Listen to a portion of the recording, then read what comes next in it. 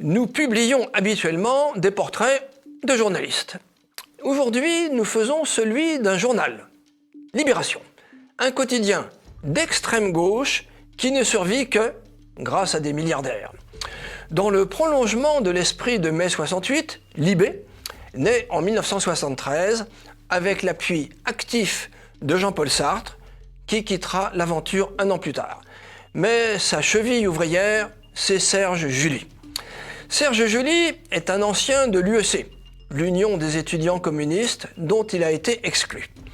Responsable de l'UNEF, il a été actif au mouvement du 22 mars, pendant mai 68, a fondé la maoïste gauche prolétarienne qui sera dissoute en 1973 par Benny Lévy, craignant une dérive terroriste.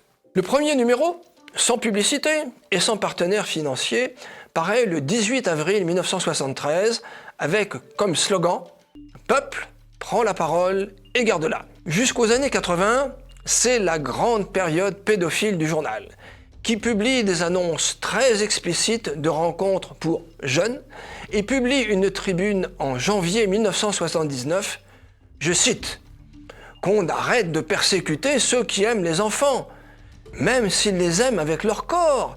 Moi, je les ai aimés, et c'est pour ça que j'ai eu des relations sexuelles avec eux. Ce n'était que de l'amour. » Fin de citation. C'est l'époque où le journaliste pédophile Christian Aignon vient au travail avec un enfant âgé de 10 ans au début, sous le regard complice de la rédaction. Le journal vivote, cesse de publier 4 mois en 1981, avant de reparaître le 12 mai 1981, 2 jours après l'élection de François Mitterrand. C'est Libé 2 qui devient, selon le mot de Serge July, libéral, libertaire, et s'ouvre à la publicité. Je cite, « Non, Libération ne change pas. C'est la publicité qui a changé. Elle est un art. On ne sait plus très bien où commence la culture et où finit la publicité. » Fin de citation. C'est la fin du salaire unique et de l'autogestion.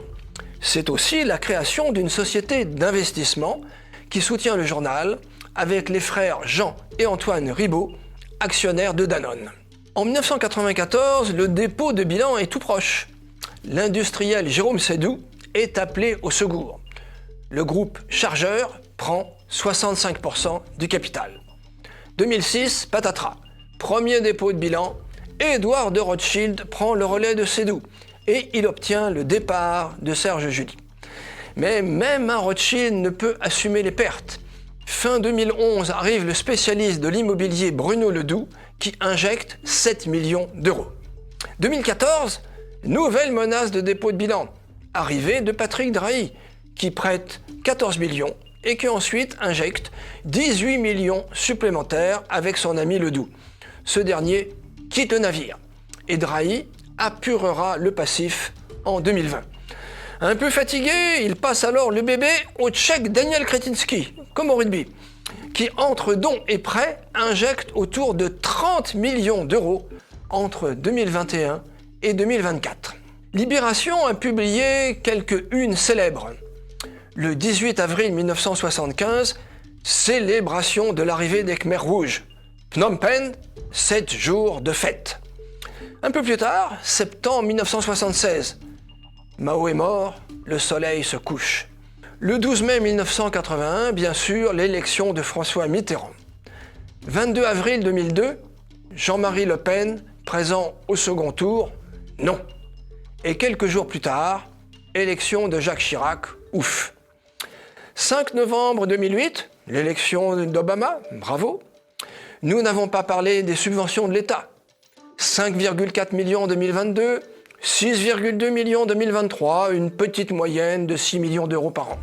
Il est difficile de faire le total des sommes injectées tour à tour par le groupe Chargeur, Danone, Édouard de Rothschild, Bruno Ledoux, Patrick Drahi, Daniel Kretinsky. Une estimation basse tourne autour de 80 millions d'euros. Serge July, qui est revenu au quotidien comme chroniqueur, revendiquait l'étiquette de libéral libertaire. Libertaire sur le plan sociétal et libéral du côté des milliardaires qui le soutiennent. Tout est dit.